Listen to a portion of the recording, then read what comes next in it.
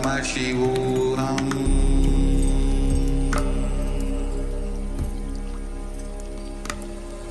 Om Nityananda Paramashivoham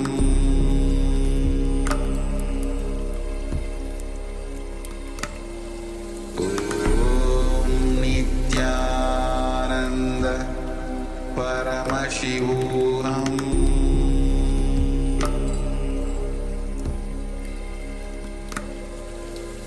Om Nityananda Paramashivoham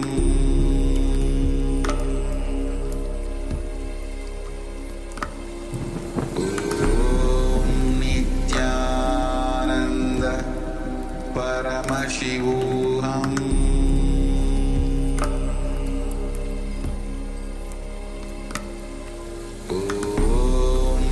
Nityananda Paramashivoham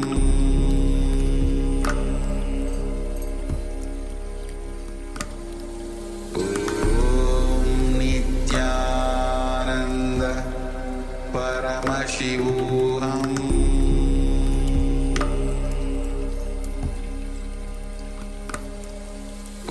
Om Nityananda Paramashivoham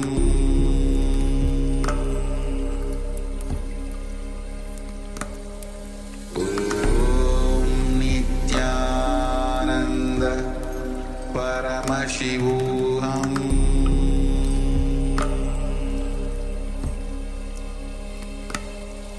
Om Nityananda Paramashivoham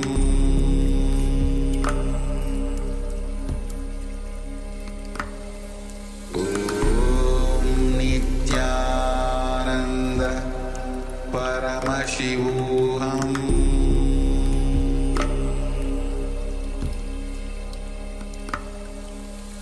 Om Nityananda Nityanandam. We welcome all the Paramashivoham program participants to the first session of the day, Nityananda Yoga. We are going to perform the Pratama Vinyasa Krama and the Dvitiya Vinyasa Krama, the 108 and 308 asana sequences. Requesting all the participants to please settle down on your yoga mat. Have your Panchabhatram and Udani ready, 1 cup and a spoon, and some water for the ritualistic cleansing. Apply the Vibhuti and Kumkum. All the male bodies, please remove your upper cloth and apply the Vibhuti on the 16 places over your body. All the female bodies, please apply it on your forehead. Now settle down with your head, neck and spine in a straight line. Bring your hands in Namaskara Mudra in front of your heart center. Close your eyes, take a deep breath.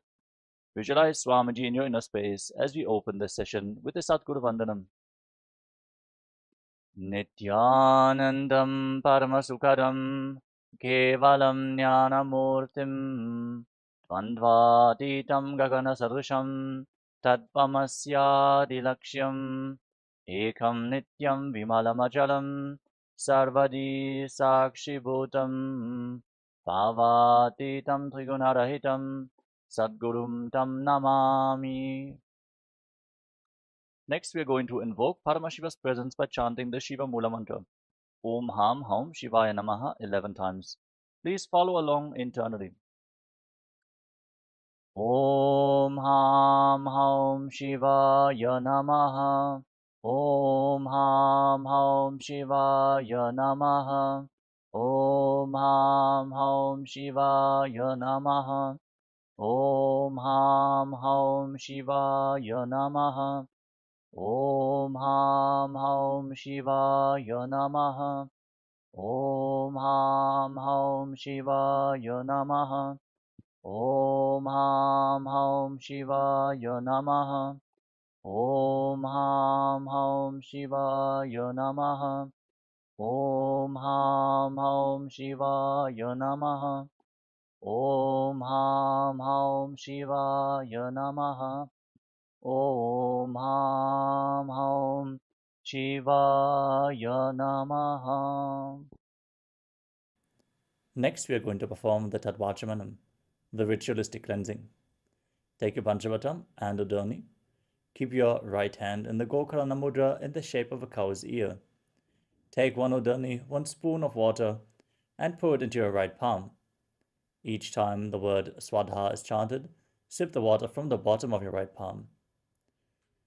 Om Atmatattvam Shodayami Swadha. Take another Udani of water into your right hand. Om Vidyatattvam Shodayami Swadha. Take another Udani of water into your hand. Om Shivatattvam Shodayami Swadha. Now wash your right hand with the water from the Panchapatam and wipe your lips twice with the bottom of your right thumb. Om Ham Hridayaya Namaha. Wash your hand again. With index, middle and ring fingers joined together, touch above the upper lip and below the lower lip. Then wash your hand again. With your index finger and thumb joined together, touch your right nostril and your left nostril. With your ring finger and thumb, touch your right eye, your left eye, your right ear, and your left ear. Then wash your hand again. With your little finger and thumb, touch your navel, your right chest, and your left chest. And with all the fingertips joined together, touch the crown of your head, the right shoulder, the left shoulder, and your heart center. Now clasp your right hand over the left. Place both hands on the right thigh. Close your eyes and make a sankalpa. Set a conscious resolution what you are going to manifest as part of today's ritual of Nityananda Yoga. Hold this visualization as we hold the space to manifest a yogic body and a Vedic mind and chant the Sankalpa mantra. Om Mamopata Samasta Duritakshayadvara Bhagavat Shri Nityananda Paramashiva Prityatam Shri Nityanandeshwari Paramashiva Shakti Sameta Shri Nityanandeshwara Paramashiva Prityatam Cha Adya Purvokta Evam Guna Visheshena Vishishtayam Asyam Shapaditau Purnarokya Yukta Tudagatra Yogita Shirira Sityatam Paramashiva Shakti Avishkaranartham Nityananda Yoga Abhyasam Karishye. Now wash your right hand once more. Om Apa Upasprishya. And keep your Panchapatam and Udani aside, out of harm's way. And let us safely enter into this ritual of Nityananda Yoga.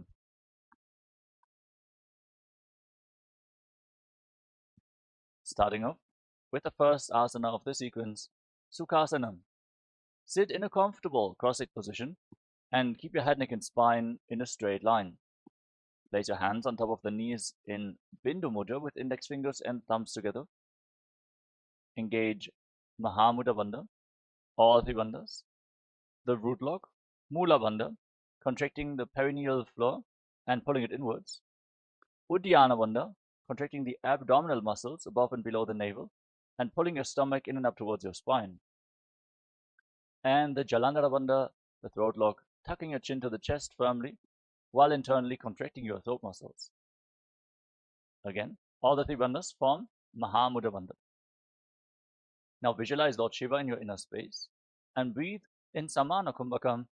Inhale fully into your navel region and hold your breath. Visualize a flame being formed in your stomach rising upwards.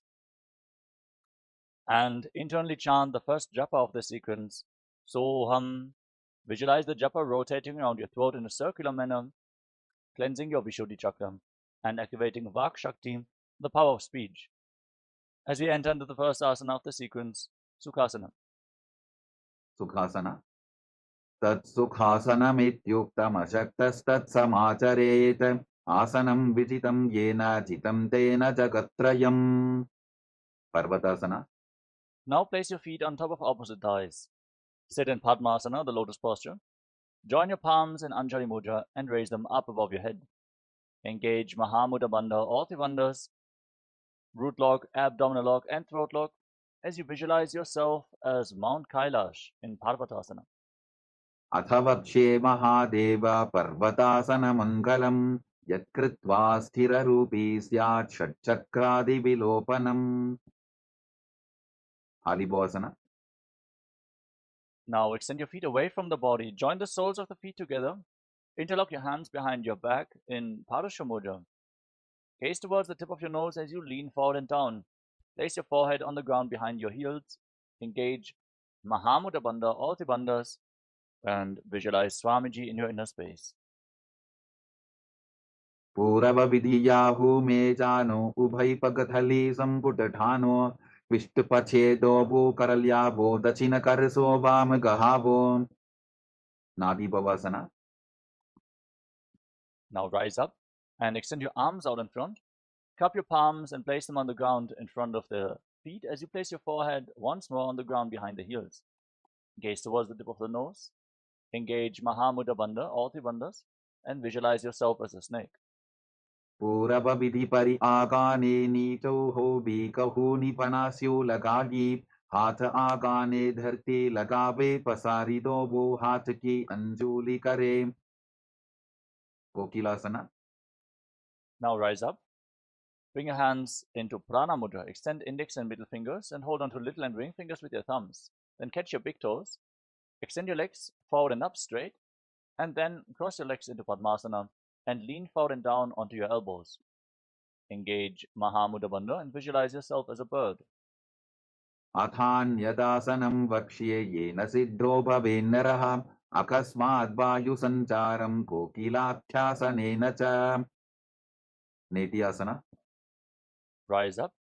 Now place one foot on top of the opposite knee and the other foot below the opposite knee. Hold on to opposite elbows and start rotating your arms in wide circles. Engage Mahamudra Bandha, all three bandhas, gaze to your nose and visualize Swamiji in your inner space. And every once in a while change the direction of the movement in Nitya Asana. घोड़ा वामापाद की आशमाशिली सोज दश चरण को बारलौता परिकुल्फ समोज वामपाद को महिलौ बहुरौ बुल्फजुजान तापरि घोड़ा दचिकी आश बारली ठान.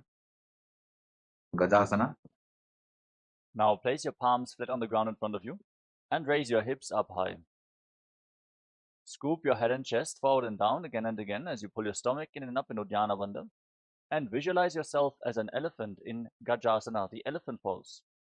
न्युज्जं पादाग्रे भूमौ कृत्वा लम्बी भूयामस्तकाग्रे निधाय नितम्बम् ऊर्ध्वमुन्नमय्य नाभिलक्ष्यं भूमौ नासिकामानिञ्य. Vrikshasana. Now from the same posture, alternate pushing one heel to the ground while lifting the other heel up again and again. Engage Uddiyana Bandha, the abdominal lock, and visualize yourself as a bear. एकैकं पादमापुञ्ज्य गजासनं कुर्यात् वृक्षासनं भवति. वैश्यासना. Now rise up. Stand on the tips of the big toes if you can. Otherwise, you can stand on the tips of your toes. Bring your hands in front of your chest in Hridaya Mudra with index, middle, and ring fingers joined together. Keep your elbows raised. Put your stomach in and up in Uddiyana Bandha. And visualize Swamiji in Vaishyasana. केशेन पादयुगलं बन्ध्वा तिष्ठेदधो मुखः अथ वैश्याभक्ष्ये यत्कृत्वा सत्यवान् भवेत्. Next up is Urdhva Janukarana. Now stand in Arimandi, heels together, toes pointing outwards and knees bent. Remember Arimandi, we're going to perform it in various karanas of this sequence. Now bring your hands to the chest, elbows raised, then lift one knee up along the center of your body in a circular motion and follow along with the respective hand gracefully again and again.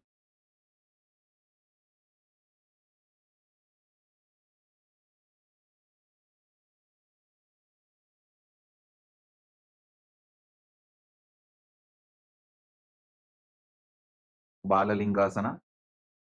Now interlock your fingers from the outside in Sarva Shankari Mudra. Raise one knee towards your chest and pull it close with both hands. Engage Mahamudra Bandha, all the bandhas, and visualize yourself holding a baby in Balalingasana. एकं दानु उरसि आलिङ्ग्य स्थातव्यं बाललिङ्गनं भवति. पादपीडनासना. Now pull the foot behind towards your buttocks with your hands interlocked in Parasha Mudra. Keep your knees together, stand straight, engage all the bandhas, and visualize Swamiji in your inner space. स्थित्वैकस्मिन् पादतले कराभ्यां वेष्टयेत्तनं पृष्ठे संस्थाप्य यत्नेन पादपीडनमासनं. नटराजासना. Now hold the sole of the foot from the inside. Kick your leg back and up as you extend the other arm forward with the hand in Bindu Mudra with index finger and thumb together. Visualize yourself as Lord Nataraja in Natarajasana. उत्तानपादं क्रौञ्चं च मरीचिं वीरभद्रकं नटराजं त्रिकोणं च सुप्ताङ्गुष्ठप्रसारणे बाललिङ्गासना. Now again, interlock your fingers from the outside in and pull the other knee up towards your chest with your hands. Engage Mahamudra Bandha and visualize holding a baby. एकं चानुकुरसि आलिङ्ग्य स्थातव्यं बाललिङ्गरं भवति पादपीडनासना. Now pull the foot back towards your buttocks with your hands in Padasha Mudra. Engage all three bandhas and visualize Swamiji in Parapidanasana on the other side. स्थित्वैकस्मिन् पादतले कराभ्यां वेष्टयेत्तनं पृष्ठे संस्थाप्य यत्तेन पादपीडनमासनं नटराजासना. Now hold the sole of the foot from the inside, kick your leg back and up, lean forward with the other arm extended forward, hand in Bindu Mudra. Visualize yourself performing the cosmic dance as Lord Nataraja. उत्तानपादं क्रौञ्चं च मरीचिं वीरभद्रकं नटराजं त्रिकोणं च सुप्ताङ्गुष्ठप्रसारणे. Moving on to Ardharishta Karana from Arimandi. Bring your hands to the chest, elbows raised.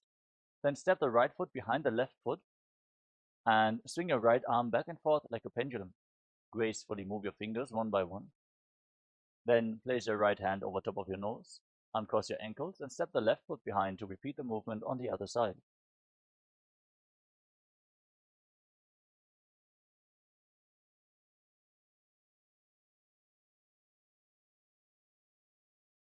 Moving on to the skeleton dance. Now, visualize yourself as a skeleton and shake your body intensely. Hold this visualization of being a skeleton and dance wildly. There's no muscles, no tissue, no skin holding you back, so move every bone of your body freely.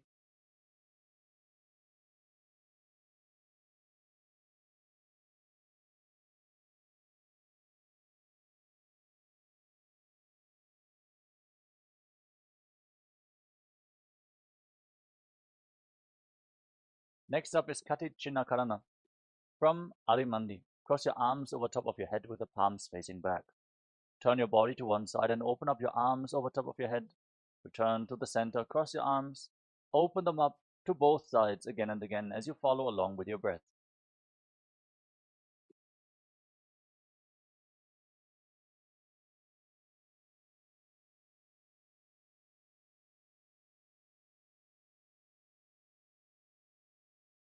ताड़ासना. Now rise up onto the tips of your big toes with your hands raised over top of your head, palms facing each other. Engage Mahamudra Bandha, all three bandhas, and visualize yourself as a palm tree as you internally chant the new japa Shivoham in Tadasana. महामुद्राबद्धपूर्णौ ताडासनविभेदकान् विनोत्तानं सदा कुर्यादन्तर्वत्नीपतिप्रियाम् उत्तानासना. Now lean forward and down and place your hands flat on the ground. Engage Mahamudra Bandha. If you cannot reach the ground with your hands, you can hold onto your shins or your knees and pull yourself down. Try to bring your forehead to the knees as you visualize Swamiji in Uttanasana. महामुद्राबद्धपूर्णौ ताडासनविभेदकान् विनोत्तानं सदा कुर्यादन्तर्वत्नीपतिप्रियाम् तरक्ष्वासना. Now walk your hands forward and step your feet back into a tall plank position. Lock your throat in Jalandhara Bandha and rotate your head from side to side as you visualize Swamiji in your inner space. गजासनवस्थित्वा मस्तकं वारं वारं दक्षिणकुक्षिं सव्यकुक्षिं नजेत् तरक्ष्वासनं भवति भुजङ्गासना. Now lower your body down onto your chest. Keep your hands at the side of your shoulders, palms facing down. Lift your head and chest by the strength of your lower back. Open up your mouth and inhale through the hollow of your throat in Bhujangani Mudra, keeping the top of your feet flat on the mat. Visualize yourself as a cobra in Bhujangasana. अङ्गुष्ठनाभिपर्यन्तम् अधो भूमौ विनिन्यसेत् कराभ्यां तदरान् धृत्वा ऊर्ध्वशीर्षफणीवशी देहाग्निर्वर्धते नित्यं सर्वरोगविनाशनं जागर्ति भुदगी देवी भुजङ्गासनसाधनात् शशासना. Now push your hands into the ground, lift your body back up into a plank position, and alternate pulling one knee in towards your chest back and forth. Breathe calmly through your nose and lead the prana along your spine, and hold the energy in the various energy centers along your spine in Sahaja Kumbhaka as you visualize Swamiji in your inner space. गजासन संस्थितौ जानुद्वयमापुञ्च वारं वारं कर्तव्यं शशासनं भवति प्रथासना. Now step one foot forward in between the two hands. Simultaneously jump the front foot back and bring the other foot forward again and again. Visualize yourself as a chariot in Rathasana. गजासन संस्थितो एकैकं पादं पूर्वमार्गेण भ्रामयित्वा कर्तव्यं तथासनं भवति Virabhadrasana. Now with one foot forward, rise up. Keep the back foot facing sideways. Bend the front knee at a 90-degree angle and raise your arms up parallel above your head. Engage Uddiyana Bandha, the abdominal lock. Hold on to weights if you want to intensify this asana. Gaze up towards your third eye and visualize yourself as Lord Veerabhadra. वासिष्ठमथ कौण्डिन्यम् ऊर्ध्वकुक्कुटमेव च अष्टावक्क्रमथोत्थानं मयूरं सेतुबन्धनम् उत्थानपादं क्रौञ्चं च मरीचिं वीरभद्रकं नटराजं त्रिकोणं च सुप्ताङ्गुष्ठप्रसारणे Virabhadrasana. Now exchange the position of your feet. Bring the other foot forward. Back toes facing sideways. Bend the front knee. Raise your arms up.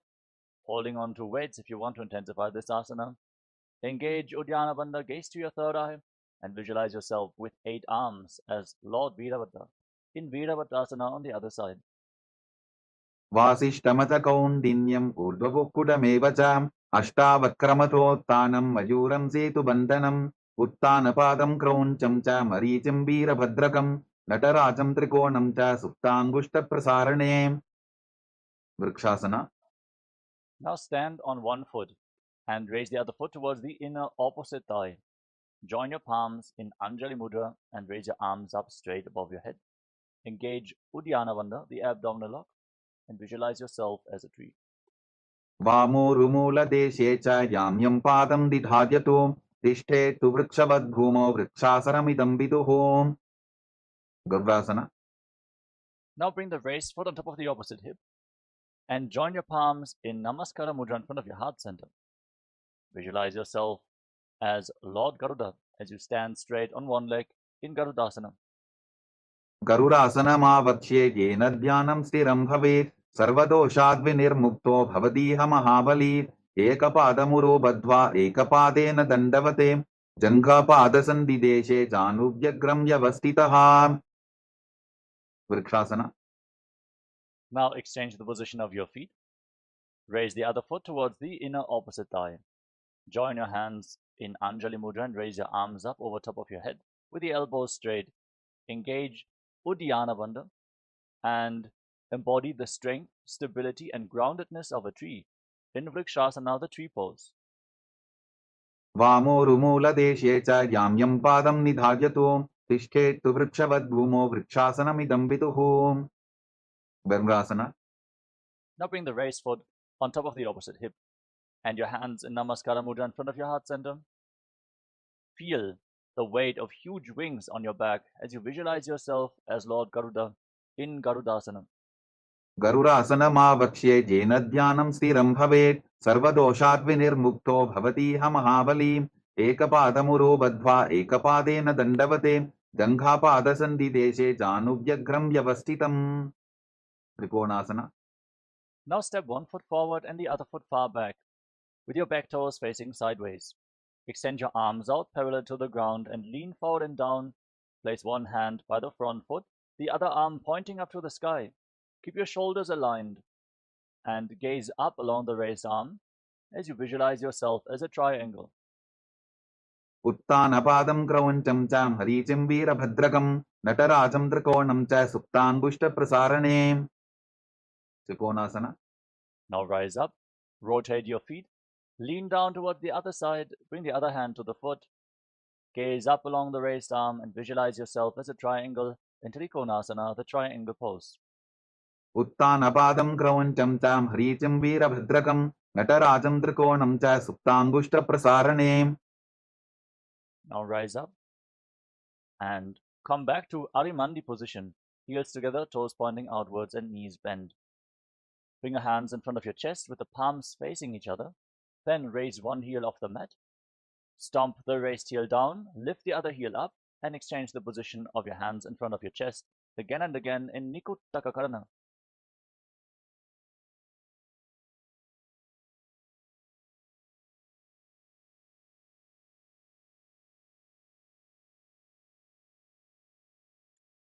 Angushtasana. Now squat down. Raise your heels off the mat and sit on raised heels with your perineum. Keep your knees off the ground and join the knees together. Bring your hands in Namaskara Mudra in front of your heart center. Start buzzing like a bee on the inhalation and exhalation in Brahmari Kumbhaka. And visualize Swamiji in your inner space as you internally chant the new japa Sadashivoham in Angushtasana. Kabandhasanamityāhuः gorakṣāsanamev ca angushtamushtikam nyayam brahmaprasaditam tatha. Saurasana. Now step 1 foot forward and keep your hands at the side of your body with the palms facing forward in Vara Mudra, the boon fulfilling mudra. Visualize Swamiji in your inner space in Saurasana. Prasaryekam padatalam samsthapitvekapadakam. Vidunanasana. Now lean forward, hold on to the big toe of the front foot in Prana Mudra, and hold on to the back heel with the other hand. Balance in this position and visualize Swamiji in your inner space. Keep buzzing like a bee. Gulphastito padamekam prasarya tatpadakram samsprishyet tatkarena gulpham chanyam dharayet tatkarena dhunam betam chabhyaset chobhayatra. Saurasana. Now exchange the position of your feet. Step the other foot forward. Keep your hands at the side of the body, palms facing forward in Vara Mudra, with your fingertips barely touching the ground. Visualize Swamiji in your inner space in Saurasana. Prasaryekam padatalam samsthapitvekapadakam.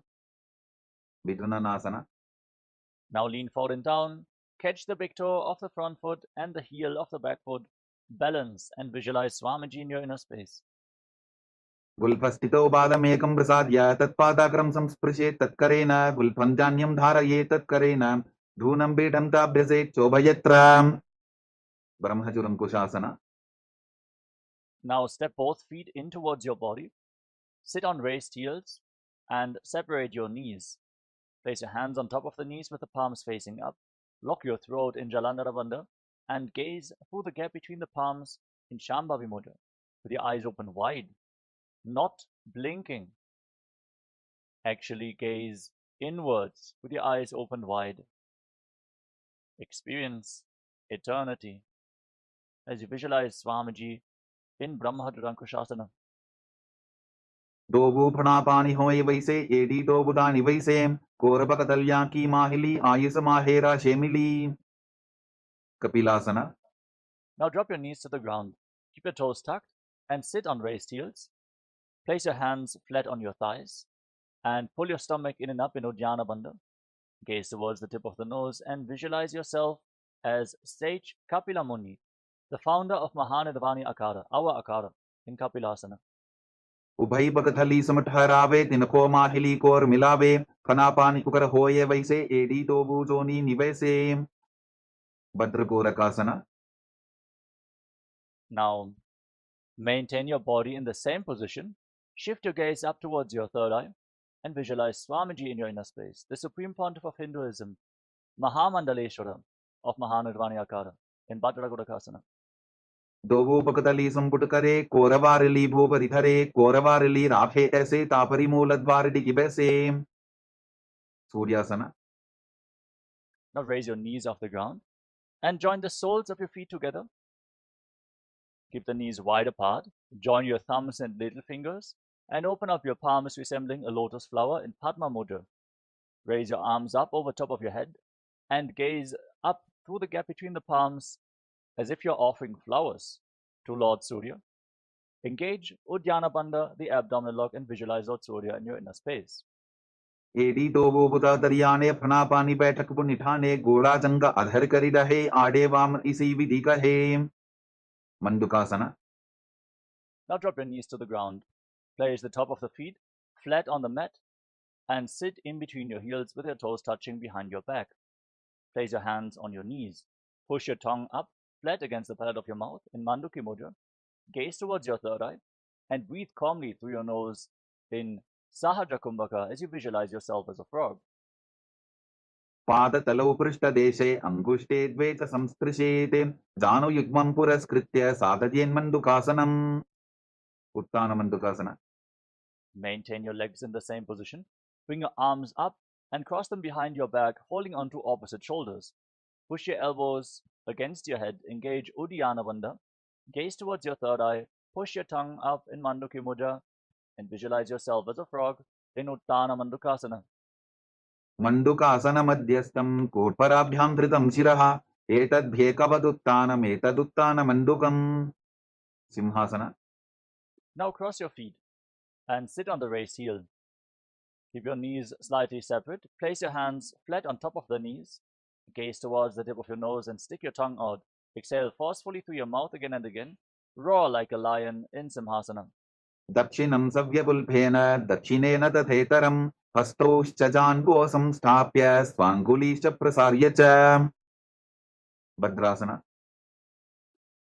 Now, keep your knees wide apart and join the soles of the feet together behind your back with your toes pointing backwards. Cross your arms behind your back and hold on to opposite big toes in Prana Mudra with index and middle fingers. Lock your throat in Jalandhara Bandha. Gaze towards the tip of the nose and visualize Swamiji in your inner space in Bhadrasana as you return to buzzing like a bee on in and exhalation in Brahmari Kumbhaka. गुल्फौ तवृषणस्याधो व्युत्क्रमेण समाहितः पादाङ्गुष्ठौ कराभ्यां च धृत्वा च पृष्ठदेशतः काकभुसन्ध्यासन. Now place your feet flat on the ground and bring your arms in between the legs. Wrap your arms around your legs and behind your back. Try to interlock your fingers in Parasha Mudra as you gaze towards the tip of the nose and visualize yourself as a crow. प्रथमे बेसकोकठाने Dogu हातपकं वीच आने तिनको मोडिनल्या परिल्यावे पिष्टपचे काकसी करावे कानिपोआसन. Now place your palms flat on the ground and bring your knees on top of your arms towards your armpits. Raise your hips, lean forward, find balance, and then lift your feet off the mat. Balance on your arms as you visualize Swamiji in Kanipavasana. आसन को गुण आशीर्षिता होगी तो आची होई कपालियासना. We're now going to enter into the first inverted posture of this sequence. Place your hands on the ground. Place your head on the mat. Form a triangle between your head and your hands. Set yourself up in front of a wall for support if needed, or ask a partner to assist you. As you raise your hips, walk your feet forward, and then lift your legs up straight into a headstand. Gaze towards the tip of the nose and visualize Swamiji in your inner space. Keep buzzing like a bee in Brahmari Kumbhaka in Kapali Asana. शीश शीशा धरती टेकी पबदो भूमिलिवा ऊंचा भुकरे पार्श्वमयूरासना. Gently lower your legs down. Come to a squatting position with your hands flat on the ground in front of you. Start breathing in Rechaka Kumbhaka. Exhale fully and hold your breath after each exhalation. As you twist your body to one side, align one knee and the respective hip with your elbows. Lean forward, find balance, lift your body off the mat and extend the legs out to the side. Gaze up towards your third eye and visualize yourself as a peacock in Parshamayurasana. मयूरं दण्डवत् कुर्यान् मायूरं दण्डनामकं कुर्यान् मायूरं पार्श्वाभ्यां मायूरपार्श्वनामकं पार्श्वमयूरासन. Now rotate your body in the opposite direction. Again, lean one knee and the respective hip onto your elbows. Find balance, extend your legs out to the side as you gaze to your third eye while visualizing yourself as a beautiful peacock. मयूरं दण्डवत् कुर्यान् मायूरं दण्डनामकं कुर्यान् मायूरं पार्श्वाभ्यां मायूरपार्श्वनामकं बहिरागनाथासन. Now walk your hands forward and step your feet back into a tall plank position. Step one foot outside the shoulder in between the two hands. Push your hips forward and down, lift your head and gaze up towards your third eye as you visualize yourself as Lord Kala Bhairava in Bhairaganathasana. आसन को गुण पीति जायी Bhairaganathasana. Now step the front foot back. Bring the other foot outside the shoulder in between the two hands. Push your hips forward, lift your head up, gaze towards your third eye and visualize yourself as Lord Kala Bhairava. आसन को गुण पीति जायी Unmukha Bhidasana. Now step your feet back and bring your elbows, bring your forearms down to the ground. Lift your head and gaze up towards your third eye. As you visualize Swamiji in your inner space, try to touch your heels to the ground in Unmukha Pitasana. Bhunistau januni hastau chatushpadamamanguham utthapitangriyubalakatistalamabhiruka. Vasishtasana. Now rise back up onto your arms. Rotate your body. Lift one arm up straight to the sky. Keep your body straight as a plank. Your shoulders aligned. Gaze up along the raised arm and visualize yourself as sage Vashishta. ऊर्ध्वकुक्कुटवासिष्ठमरीचिहलमत्स्यकं परिवृत्तिं चोदरस्य विविधं धनुरासनम्. Vasishtasana. Now bring the raised hand down to the mat. Rotate your body in the opposite direction and lift the other arm up to the sky. Gaze upwards. Keep your core engaged, your body straight as a plank. Visualizing sage Vashishta in Vashishtasana on the other side. ऊर्ध्वकुक्कुटवासिष्ठमरीचिहलमत्स्यकं परिवृत्तिं चोदरस्य विविधं धनुरासनम्. Anjaniyasana. Now come to a seated position with your legs extended forward. Bring your hands underneath the buttocks with the palms facing upwards. Lock your throat in Jalandhara Bandha. Gaze towards the tip of your nose and internally chant the new japa Mahasadashivoham as you visualize yourself as Lord Hanuman in Anjaniyasana. दोबो करकी उबय हथेली कोरवारली मैले बेली सो आगाने भूपरिदाशे महाने अंगुली मिलिराशे. Paschimottanasana. Now lean forward and down and hold on to your big toes in Prana Mudra with index and middle fingers, keeping a slight gap between your heels. Bring your forehead down towards your knees, engage all three bandhas, Mahamudra Bandha, and visualize Swamiji in your inner space in Paschimottanasana. जानु परिललाटन्तु पश्चिमं तानमुच्यते येन केन प्रकारेण सुखं धार्यं च जायते. Ugrasana. Rise up, interlock your fingers around your neck. Slightly separate your knees as you lean forward and down and try to bring your head in between the knees. Keep your elbows outside the legs. Squeeze your core, engage Mahamudra Bandha, all three bandhas, and visualize Goddess Kali in Ugrasana. स्वपाणिभ्यां दृढं धृत्वा जानुभरि शिरोन्यसेत् आसनोऽग्रमिदं प्रोक्तं भवेदनिलदीपनं देहावसानहरणं पश्चिमोत्तानसंज्ञकं ययेत् तदासनं श्रेष्ठं प्रत्यहं धारयेत् सुधीः. Varichiyasana. Now rise up and step one foot in towards your body with the heel firmly pressed against the perineum. Wrap the respective arm around the leg and interlock both hands behind your back. As you lean forward and down, bring your forehead to the knee and visualize yourself as sage Marichi in Marichiyasana.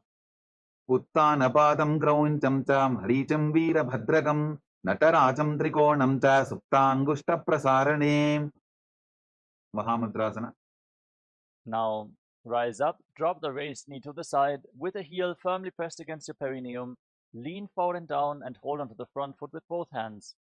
Engage Mahamudra Bandha, all three bandhas. Gaze to your nose, visualize Swamiji in your inner space. Internally, repeat the japa Mahasadashivoham in Mahamudrasana. महामुद्रां प्रवक्ष्यामि तन्त्रेऽस्मिन् मम वल्लभे यां प्राप्य सिद्धा सिद्धिं च कपिलाद्याः पुरागताः. Varichiyasana. Now rise up and exchange the position of your legs. Step the other foot in towards your body, heel against the perineum, knee raised. Wrap your arms around your back, interlock your fingers behind, and try to bring your forehead against the knee as you visualize yourself as sage Marichi. उत्तानपादं क्रौञ्चं च मरीचिं वीरभद्रकं नटराजं त्रिकोणं च सुप्ताङ्गुष्ठप्रसारणे. Mahamudrasana. Now drop the waist into the side. Hold onto the front foot with both hands. Gaze to your nose. Exhale and hold your breath as you engage Mahamudra Bandha and visualize Swamiji in your inner space. in Mahamudrasana. महामुद्रां प्रवक्ष्यामि तन्त्रेऽस्मिन् मम वल्लभे यां प्राप्य सिद्धा सिद्धिं च कपिलाद्याः पुरागताः. Bhadrasana. Now rise up. Join the soles of the feet together in front of your body.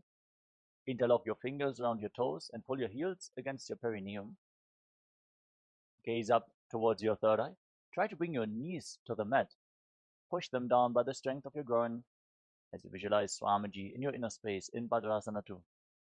गुल्फौ तवृषणस्यादः सीवन्त्याः पार्श्वयोः क्षिपेत् पादपार्श्वे तु पाणिभ्यां दृढं बद्ध्वा सुनिश्चरम्. Valipavasana. Now slightly extend your feet away from the body. With your toes together, heels apart. Place your hands on the respective knees and lock your throat in Jalandhara Bandha. Gaze towards the tip of your nose and visualize Swamiji in Valipavasana.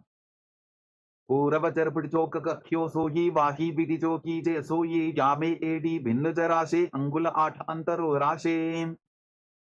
Donyasana. Now bring your feet back in towards your body. Hold onto the soles of the feet with all 10 fingers. Then lean forward and down. Place your forehead and your elbows on the ground. Gaze towards the tip of your nose and visualize Yoni Mandala, the visual reflection of Devi Paramashiva Shakti in Joni Asana. दोगो पगदली संपुट करे AD मेड़ के ढिंग दरे अर्धहात को अंतर राशे लीलाट पकचलिया उपरदाशे. बिडकी पवसना. Rise up, extend your feet away from the body. With your heels together, toes apart. Extend your arms out to the side and lean forward and down. Try to bring your forehead on the ground behind your heels as you gaze to your nose and visualize Swamiji in your inner space. पूरव विधि परिपगथली संपुट शोल एडी मिली राशे. सिद्ध समाधि आसना. Rise up, bring your feet back in towards your body. With your toes together and your heels apart, scoop your hands below the shins, palms facing up. Bring your face on the mat and your toes against your throat as you gaze to your nose and visualize Lord Surya in your inner space. दोगो पगदली संपुट करे सोले मेढ़ आगा मेधरे अंगुल 8 अंतरो राशे AD को ऐसे विदिताशे. की पवसना. Now rise up. Bring your feet against your perineum, heels together, toes apart. As you hold onto the soles of the feet, open them up like a book and push your legs down with your elbows. Gaze towards the tip of the nose and visualize Swamiji in Chinaki Pavasana. दोगो पका की AD धरती मदिवा मेढ़ रगावे. सर्पर चौकासना. Now, with the soles of the feet firmly together, heels against your perineum, place your hands on the respective knees and gently push them down to the ground. Try to touch your knees to the mat. Pull your stomach in and up in Uddiyana Bandha. Gaze towards your third eye and visualize Swamiji in your inner space in Jarapata Chokasana. दोगो पगदली संपुट धारे आबाने कैजारे पसारे गोड़ा भूसो लगता राशे हाथ दोगो गोड़ा परिदाशे. भैरवासना. Now rotate your feet. Bring your toes to the mat and lift your heels off the ground with the soles of the feet together. Use the support of your hands. Then try to bring your knees down to the ground and place your hands on top of the knees in Bindu Mudra with index fingers and thumbs together. Pull your stomach in and up towards your spine firmly in Uddiyana Bandha. Gaze towards your third eye and visualize yourself as Lord Kala Bhairava in Bhairavasana. गुल्फौ संपीड्य चान्योन्यं विक्रमेणोत्थितं शनैः जान्वोः पार्श्वगतौ हस्तौ दण्डवद् भैरवासनम्. समानासना. Relax. Now bring one heel against your perineum and the sole of the other foot against your chest with both hands. Gaze towards your third eye. Visualize Swamiji in your inner space. Fully exhale and hold your breath in the Mooladhara Chakra in Samanasana. समानासनमावक्ष्ये सिद्धमन्त्रादि साधनात् एकपादमरो दत्वा गुह्योऽन्यलिङ्गवत्रके. उपानासना. Now lift the raised leg over top of the respective shoulder and keep your hands on the ground next to your body, extending the other leg forward and up. Gaze towards your third eye and visualize Swamiji in your inner space in Apanasana. केवलं पादमेकञ्च स्कन्धे चारोपे यत्ततः एकपादेन गगने तिष्ठेत्तदण्डवत्रभोन्. समानासना. Now bring the other heel against your perineum and lift the sole of the other foot against your chest. Gaze up towards your third eye and visualize Swamiji in your inner space in Samanasana. समानासनमावक्ष्य सिद्धमन्त्रादिसाधनात् एकपादमरौ दत्त्वा गुह्योऽन्यलिङ्गवक्त्रगे अपानासना. Now lift the leg over top of your shoulder. Extend the opposite leg forward and up. Gaze towards your third eye and visualize Swamiji in your inner space. केवलं पादमेकं च स्कन्धे चारोप्य यत्ततः एकपादेन गगने तिष्ठेत दण्डवक्त्रभो. Vomkhasana. Now stick your knees in front of your body with your heels outside opposite hips. Interlock your hands on the top knee in Parashamudra.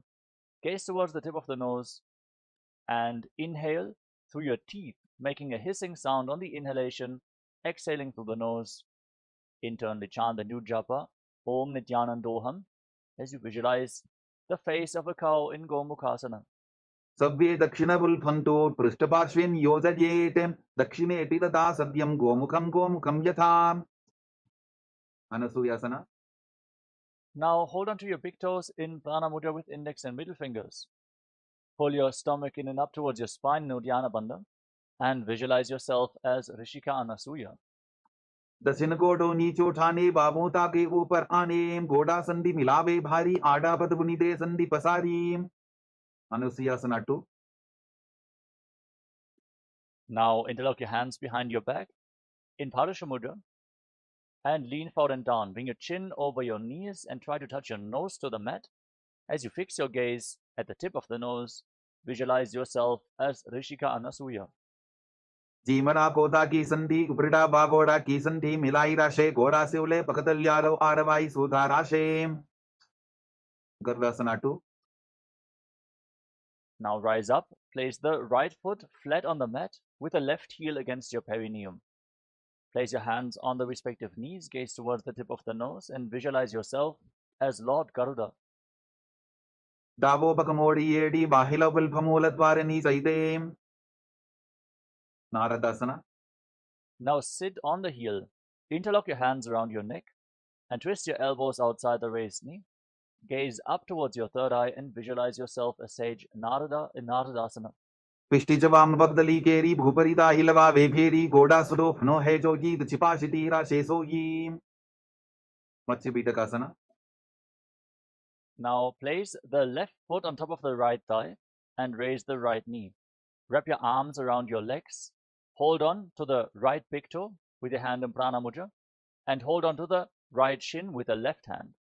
Gaze towards the tip of the nose and visualize Matsya, the fish avatar of Lord Vishnu, in Matsya Pitakasana.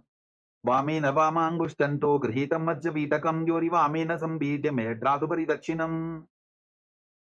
Vomkhasana.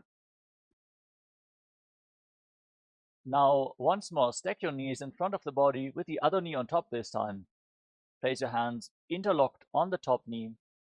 Gaze towards the tip of the nose and sit in the shape of the face of a cow in Gomukhasana, the cow face posture.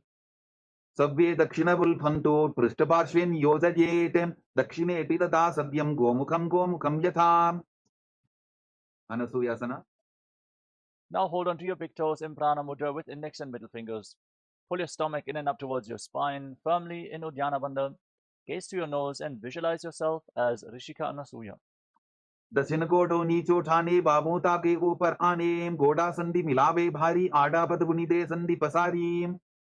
Anusuyasana 2.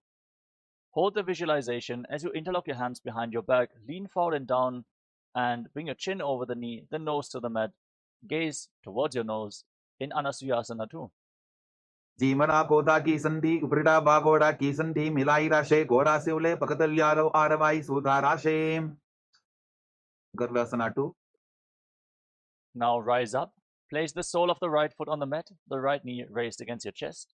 Bring the left heel against your perineum. Hands on the knees. Gaze forward towards your nose and visualize yourself as Lord Garuda. दावो पकमोड़ी येडी बाहिला बुल्फमूलद्वारनी सैदे. Naradasana. Now raise your perineum onto the heel. Sit on the heel. Interlock your hands around your neck and twist your elbows outside the raised knee.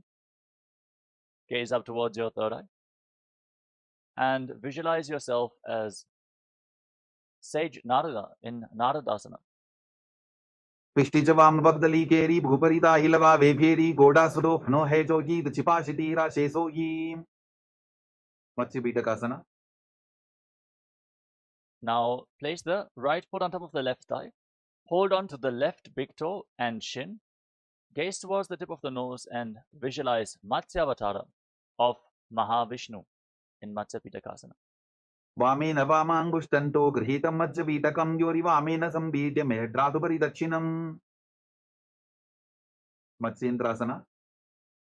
Now extend your legs out in front. Then place the left foot on top of the right thigh and raise the right knee. Twist your left elbow outside the raised knee and bring your left hand to your neck, the right hand on the ground behind you. Gaze up towards your third eye. As you place the right hand on the ground and visualize Sage Matsyendrasana, the master of Hatha Yoga. Uderam Paschimabhasam Kritva Tishtati Yattataha Nambrangam Vamapadam Hi Tatkhajanu Ubasana. Now extend the front hand down towards the foot with the elbow outside the raised knee. Hold onto the big toe in Prana Mudra with index and middle finger and place the other hand on your respective ear.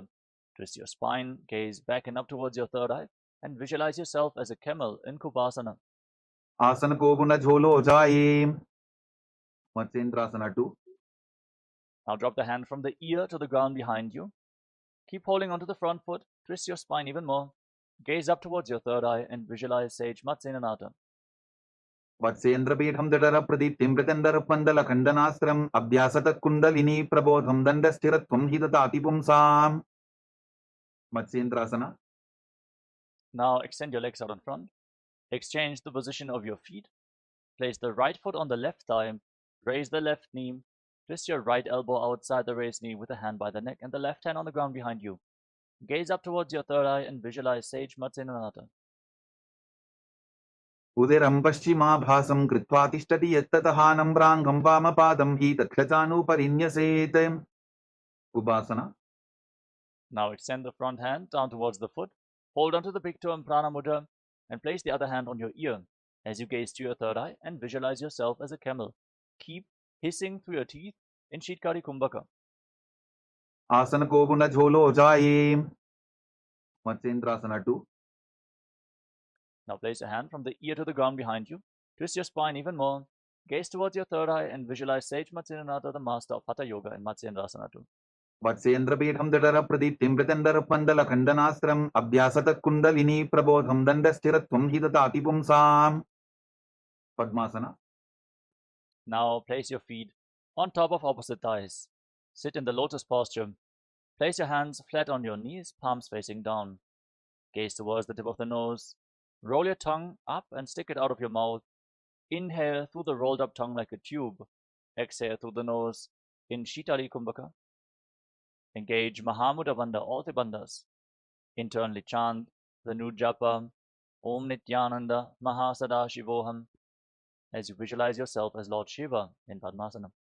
Asanam Dvedham Proktam Padmam Bhadrasanam Tatha Urdhvo Rupaiche Dhatte Ubhe Padatale Yatha Padmasana 2. Now maintain Padmasana, cross your arms in front of your body and hold on to the respective big toes in Prana Mudra. Gaze towards the tip of the nose and visualize yourself as Devi, Paramashiva Shakti. Keep breathing in Shitali Kumbhaka in Padmasana 2. Uttanau charanau kritva uru samstau prayattataha uru madhye tathottano pani kritva tu tadrisho Ukkutasana. Now bring your hands through your legs. Place your palms flat on the ground while sitting in Padmasana. Then straighten your arms, push your hands into the mat and lift your entire body off the ground. Pull your knees up towards your chest. Breathe calmly through your nose in Sahadra Kumbhaka as you visualize yourself as a rooster in Kukkutasana. Padmasanam susamsthapya nanvororantare karo niveshya bhuma vasishted yomastap Kukkutasana Baddhatetyasana. From Padmasana, now rise up onto your knees. Place your palms on the ground in front of you with your fingers pointing towards your body. Bend your elbows against your navel lean forward, find balance, and then lift your entire body off the mat. Balance on your arms while visualizing Swamiji in Baddha Keki asana. धरामवष्टभ्यकरत्वेन तत्कूर्परिस्थापितानाभिपार्श्वः उच्चासनो दण्डवदुत्थितर्खेमायूरमे तत्र वदन्ति पीठम् मयूरम् पद्मकम् कुर्यात् बद्धकेकीति कथ्यते. Mayurasana. Now extend your legs back. Bring your elbows against your navel, fingers pointing towards your knees. Lean forward, find balance, lift your legs off the ground straight as you visualize yourself as a beautiful peacock in Mayurasana. अथ वक्ष्ये महादेव मयूरासनमुत्तमम् भूमौ निपात्य हस्तौ द्वौ कूर्परोपरि देहकम्. Makarasana. Now lay down on your stomach, relax. Interlock your hands around your neck and place your forehead on the mat. Rotate your feet so the toes are pointing outwards and your heels are touching the ground. Visualize yourself as a crocodile in Makarasana, the crocodile pose. अध्यासशेदे हृदयं निधाय भूमौ च पादौ च प्रसाद्यमानो शिरश्च धृत्वा करदण्डयुग्मे देहाग्निकारं मकरासनं तत्. Salabhasana. Now place your hands on the ground next to your shoulders and lift your legs off the ground completely, including your knees, and hold while visualizing yourself as a locust. अध्यासशेदे करयुग्मवक्षो भूमिमवष्टभ्यकरयोस्तलाभ्यां पादौ च शून्ये च वितस्ति चोर्ध्वं वदन्ति पीठं शलभं मुनीन्द्राः. पुष्प्रासना. Now bend your knees, hold on to your feet, and pull them down to the ground outside your hips. Try to touch your heels to the mat as you visualize yourself as a camel. अध्यासशेते पदयुग्मव्यस्तं पृष्ठेटिदायापि धृतं कराभ्याम् आकुञ्चयेत् सम्यक् उदरासेवाढमुष्प्रञ्च पीठं योगिनो वदन्ति. Dhanurasana. Holding onto your feet firmly, kick your legs back and up, and lift your head and chest. Gaze up towards your third eye, and visualize yourself as Pinaka, Lord Shiva's bow, in Dhanurasana, the bow pose. प्रसाद्य पादौ भुविदण्डरूपौ करौ च पृष्ठे धृतपादयुग्मं कृत्वा धनुस्तुल्य विवर्तिताङ्गं निगद्य योगी धनुरासनं तत्. Bhavasana. Relax. Now come to a kneeling position. Sit in between your heels with the toes touching behind your back. Place your hands on the knees. Gaze up towards your third eye and catch your breath. Breathe calmly through your nose in Sahadra Kumbhaka. Internally chant the new japa. Om Nityananda Paramashivoham. And visualize Swamiji in Bhagasana. उल्टा मोटी पावतो वैसे बहुरोचिपति करे कैसे पावन महिला बुल्पज होवु कुलापाशितीला वेसोवु. Gohyasana. Now get ready for another inverted posture. From the kneeling position, place your forearms on the ground, elbows shoulder width apart. Interlock your hands in Padasha Mudra. Place your head on the ground and support it with your hands. Raise your hips, walk your feet forward, and then lift your legs off the ground. Keep your knees bent and pull your knees against your chest. Try to touch your chin with your knees as you gaze to your nose and visualize Swamiji in Gohi Asana. दोवो हाथ की कहुनी जोगी पुनः कलाई जाने दोयी. Shirasasana. From the same position, extend your legs up straight. Breathe calmly and deeply. Find your center. As you gaze to the nose, visualize Swamiji in Shirshasana. विपरीतं मण्डलं तद्विधैव विदितं हिनः दण्डासनं दिदा प्रोक्तं विपरीतोपवेशने. Kodyasana. Gently lower your legs down and come to a seated position. We're now going to enter a sequence of rapid exhalations through the nose. Pull your abdomen in and up and push the air out of your lungs again and again, like the bellows of a blacksmith, without actively inhaling. Don't worry, air will naturally flow back into your lungs in this pranayama, Vastika Kumbhaka. We're going to perform it throughout the next few asanas, so keep exhaling, exhaling, exhaling. Hold on to your calves and extend your legs up straight. Try to bring your forehead to the knees as you visualize Swamiji in Podyasana. दोवो हाथ पक बाहर आने गोरा तरे काकसी ठाने अंगुष्ठ पिंडली लगता धरे चरण उभे आकाश दिसी करे. Paribhasana. Now bring your hands behind your back and hold on to your opposite shoulders. Keep your legs raised, gaze to your third eye and visualize yourself as a mace in Parigasana. उत्थानशयनं कृत्वा पादौ मिलित्वा प्रसाद्य नितम्बं भूमौ स्पृष्ट्वा हस्ताभ्यां कन्दरां बद्ध्वा. Naukasana. Extend your arms out in front, parallel to the ground. Gaze towards your third eye and visualize yourself as a boat in Naukasana. उत्तानसेनं कूटपराभ्यां भूमिं वष्टद्य हस्तो नितम्बं निधाय रुद्रासना. Now bring your hands towards your chest, scoop your hands below the feet and pull the soles of the feet against your chest. Gaze towards your nose and exhale rapidly as you visualize yourself as Lord Rudra. पगरली संपूटकरिहातस्य उपक उचायी पकाका अंगूठा दोबो लेबो परलिका नीतालवे. उन्मुख पीठासना. Relax. You can now lay down on your back and breathe calmly. Place your feet flat on the mat. Keep your knees raised. Place your palms flat on the ground just behind your heels. Push your hips off the ground, contract the perineal floor, lock your throat and hold your breath firmly in Mocha Kumbhaka for a long time, forcing the prana into the Sushumna Nadi, the central nadi of your spinal cord. Feel the energy raising as you gaze towards the tip of the nose and visualize Swamiji in your inner space in Unmukha Pithasana too. ऊर्ध्वे च जानुनी कृत्वा छवित्वोर्ध्वमुखं तथा उत्थाप्य हस्तौ तिष्ठेतु पीठ उन्मुखनामके. Shavasana. Now lay down flat on your back. Keep your hands at the side of the hips with the palms facing up. Forcefully pull the awakened Kundalini Shakti up along your spine from the Muladhara chakra at the root of your spine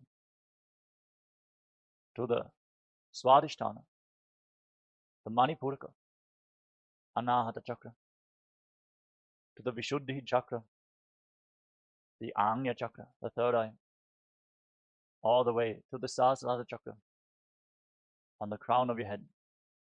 Pierce the Brahmarandha and leave your body behind. Completely unclutch from your physical body. Lay completely still without any movements of the body and mind as we enter into a small meditation. Visualize that your body is dead and Swamiji is liberating you. Internally chant the Mahavakya. Om Nityananda Paramashivoham in Shivasana. उत्तानं शववद्भूमौ शयनं तु शवासनं. शवासनं श्रान्तिहरं चित्तविश्रान्तिकारकम्.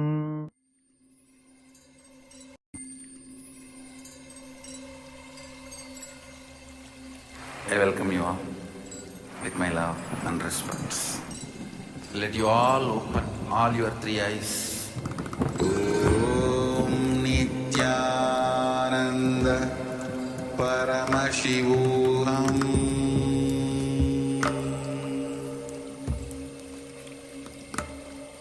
Om Nityananda Paramashivoham.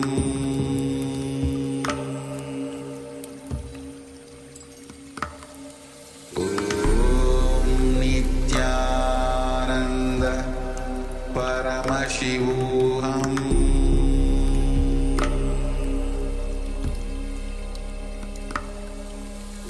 Om Nityananda Paramashivoham.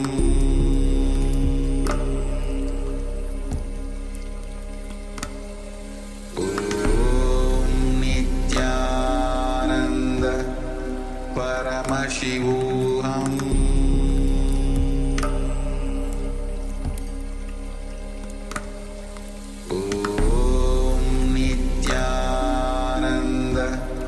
Paramashivoham.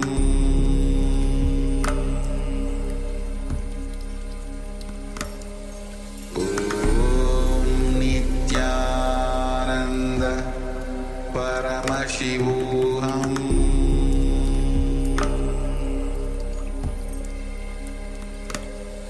Om Nityananda Paramashivoham.